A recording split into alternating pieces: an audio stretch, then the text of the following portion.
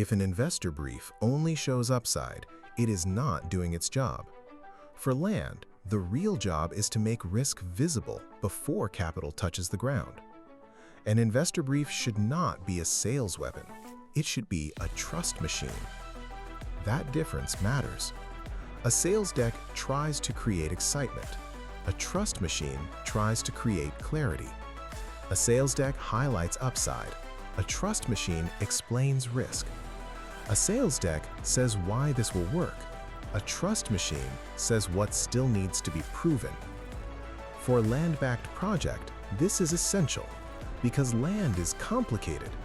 Title, water, access, zoning, permits, construction, hospitality, agriculture, local labor, taxes, securities law, investor use, exit market. A serious investor brief should not hide that complexity. It should organize it. Here is the thesis. Here is the property. Here is the jurisdiction. Here is the legal structure. Here is the due diligence completed. Here is what remains unverified. Here are the risks. Here are the use cases. Here is the budget. Here is the operating plan. Here are the milestones. Here are the scenarios. Here is what happens if things take longer. Here is what kills the deal. That kind of document attracts serious people. It may repel people who only want excitement. That is good.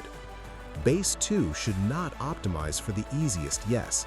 It should optimize for the most informed yes. Because uninformed enthusiasm is fragile. It disappears when the first problem appears. Informed conviction is stronger. It understands why the project is hard. It understands what must go right. It understands what could go wrong. It understands what has been verified and what has not. That is why the investor brief is not just a document. It is part of the trust layer. It shows whether the team is thinking clearly. It shows whether risks are being named honestly. It shows whether the legal and operating structure is real. It shows whether the land thesis can survive serious review. A weak brief hides behind beauty. Beautiful land, beautiful renderings, beautiful words, beautiful projections. A strong brief does something harder. It separates reality from aspiration. Reality, what exists now. Aspiration, what may exist later. Reality, what has been verified. Aspiration, what needs to be proven.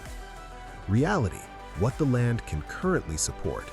Aspiration, what the estate could become after capital, time, and execution.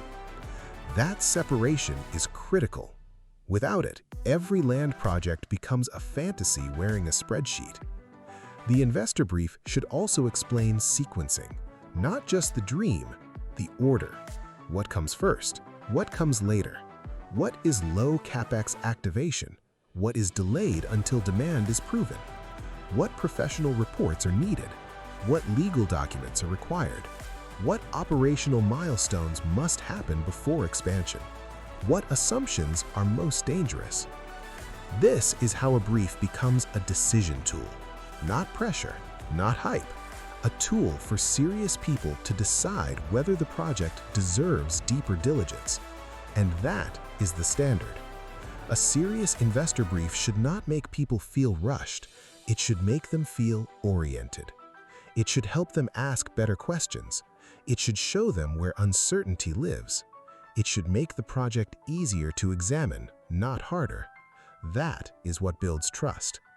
Because in land-backed projects, trust is not created by pretending risk does not exist. Trust is created by proving the team can face risk directly. The brief should not make the land look easy. It should prove the team understands why land is hard and has a process strong enough to face that honestly.